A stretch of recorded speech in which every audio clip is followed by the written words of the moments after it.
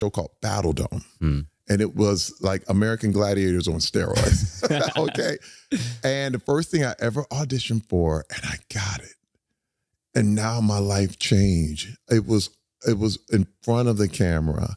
And I remember my wife coming to a show and she was like, you really got a knack for this. I was like, because, you know, as an artist, all I did was like, I envisioned what I wanted to film. So I said, I have to be the person that I would love to put in my movie or in my show. Right. And that was my acting technique, you know? And it worked. It worked. And let me tell you, that was 25 years ago, over 25 years ago.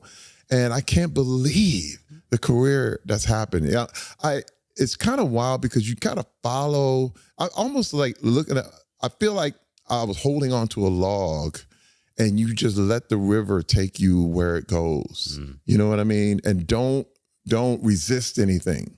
You know what I mean? Because a lot of people, one thing I noticed is that there are a lot of people like, if this happens, no, say no to that and no to that. It's got to be this path. But I never did that. It was like, just go, just follow.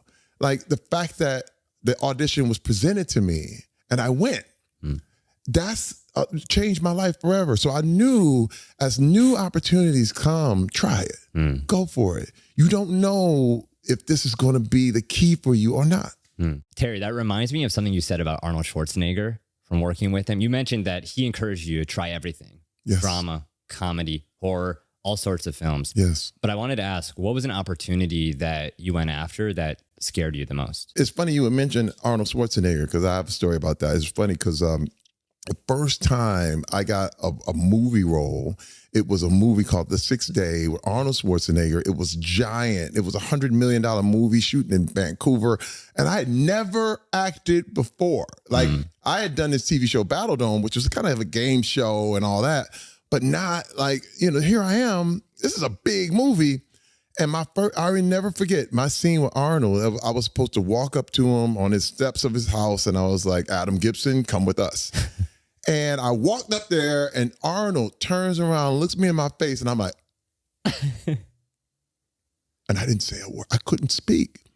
And something magically went wrong with the camera. And they were like, oh, we got to reset. I'm sorry, we got to reset. And I remember pulling myself to the side and I was like, Terry, do you want to go back to doing security? You want to go back to sweeping floors? Hey, man, I know you're scared, but do it anyway. Do it, do it, do it. You have no other recourse here. Your family, your future, your kid, everything is hinging on this moment right now. And when they started, and then they started up again, and I was like, Adam Gibson, come with us. And he was like, I like this guy. He's really good. He comes with the heat, you know? And I was like, after that, I knew to go in. Like, because you're going to be afraid. You're going to be scared. You're going to be, but I learned also there's a big difference between fear and excitement. Fear and excitement feel exactly the same. And you have to know the difference. Once if you're fearful, you tank, you stop. But if you feel those bubbles and you decide that you're going to be excited, you get better. It becomes your performance rises. So I took all those bubbles and started to understand I'm excited. I'm not fearful. I'm excited. And all of a sudden that changed everything for me. And I mean, it became where I didn't want to run from the camera. Even though I may feel fearful or no, it's excitement. You're excited. Don't be scared. And all of a sudden, everyone gets on board with you. It's amazing. I heard this story. Everyone knows that famous scene in White Chicks Yes. where, it's epic. I feel like I've played that video so many times. How did you know? I love this song. Making my way downtown, walking fast, and I miss you.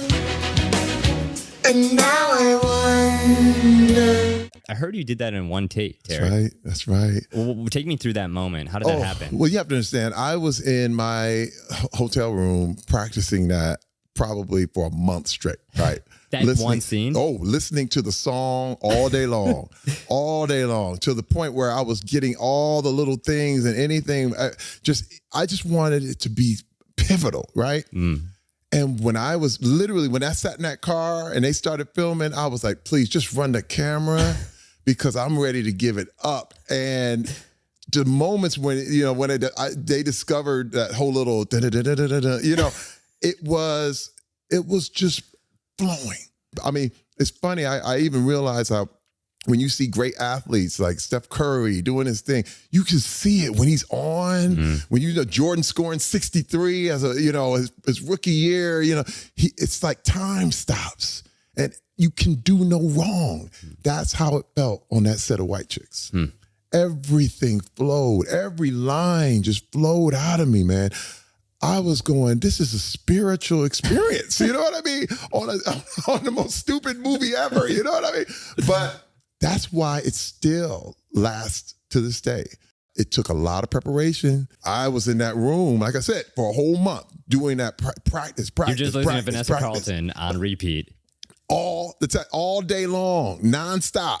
And I said, I'm going to be over prepared so that when it comes, it's just going to flow. What were some alternate takes of that? Like, where were you going to take that? Well, there were none. I mean, we did it once. Yeah. No, I'm saying the preparation, because that's so fascinating to hear, Terry, that you prepared for that moment. Yeah. Because when I heard one take, I'm like, he's a natural. No. You see, this is another thing I want to say. And this is, a lot of people don't realize it. There's no such thing as a natural. Everything is learned. Everything is worked on. Everything. I hear a lot about rappers who go into the studio once and then they can all of a sudden, they never write anything down. But they've been working on this thing for years and years and years, all day long, 24/7, nothing but lyrics, nothing but so when the time when, a guy like Jay-Z gets in the studio, it's got to explode. Right. You know what I mean? So there is no not writing or not working on it and all this stuff. You're working on it. And so when people see things that are natural, what they say is natural is just the first time you saw it. You know what I'm saying? But behind closed doors, it's nothing but work. It's hard work until it gets into the flow. Yeah, that's amazing. Did you fear being typecast? I feel like a lot of folks, even when they hit their stride creatively, they feel like they have to make the same thing, whether that's a YouTuber making the same video, the same format, it's an actor playing the same role. Did you feel that? And how did you fight against it? Well, first of all, you have to understand that I was on my way to being typecast. And this is another thing. Typecasting